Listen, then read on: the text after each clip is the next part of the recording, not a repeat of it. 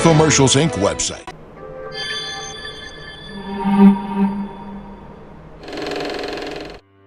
Magandang araw sa inyong lahat.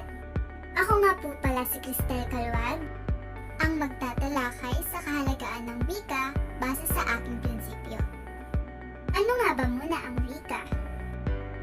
Ang wika ay isang bahagi ng pakikipagtalastasan na ginagamit natin araw-araw.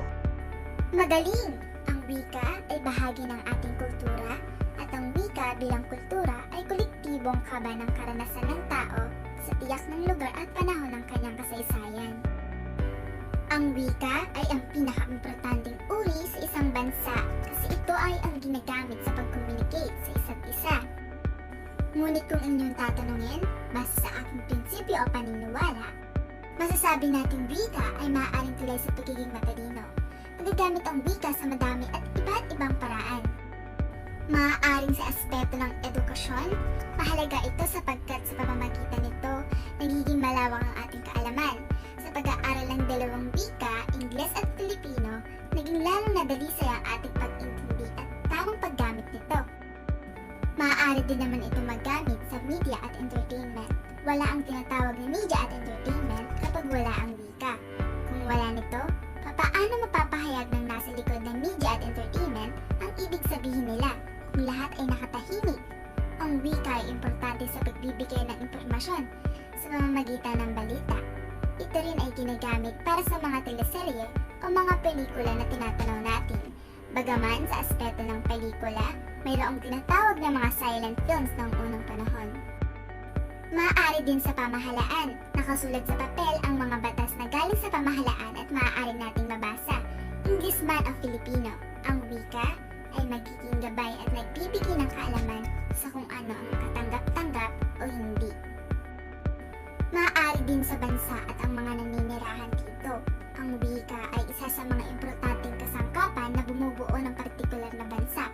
Ang bawat bansa ay may kani-kanilang wika na ginagamit. Ang wika rin ang dahilan kung bakit nagkakaisa ang mga miyembro sa lipunan o ang mga naninirahan sa isang bansa. Panghuli, magagamit natin muli ang wika sa pang-araw-araw naman nating buhay dahil ang wika ay ang pangunahing instrumento ng komunikasyon at napakahalaga nito para sa pakikipagtalastasan dahil kung wala nito, wala tayong maigagamit na kasangkapan para sa pakikipag-usap sa kapwa nating tao. May katanungan pa ba? Kung ganoon, ako naman ang magtatanong. Ano sa tingin nyo ang kahalagahan nitong wika sa larang o propesyon ninyo sa hinaharap? Pangarap ko po sana maging piloto balang araw, ma'am. At bilang piloto, nililibot ang iba't ibang bansa na may iba't ibang wika, makakatulong itong kaalaman sa pag-alam pa ng ibang wika upang makasalamuha din ako sa iba't ibang tao aking nadadaanan sa aking paglalakbay. Magaling! Binayayaan ng Diyos ang mga tao ng higit na nakakataas ng pag-iisip kumpara sa iba pang nilalang. Kaugnay nito ang kakayahan nating matuto ng sarili nating wika at magpayabong pa ito sa pagdaan ng panahon. Tunay nga namang napakamakapangyarihang elemento ng ating pagkatao ang matuto ng wika. Ang wika ang nagsisilbing pundasyon ng lahat para magkaroon ng komunikasyon sa mga nakapaligid sa atin. Kung wala ito, ang mundo ay magkakagulo at di magkakaunawaan. Ang wika ay nagsisilbing sinulid na nagkokonekta sa bawat isa. Isang sinulid na hindi maaaring basta maputol kung ating iingatan at pahalagahan. Hindi lamang sa pangkomunikasyon, ang kahalagahan ng wika ay makikita at mapapakinggan mo kahit saan.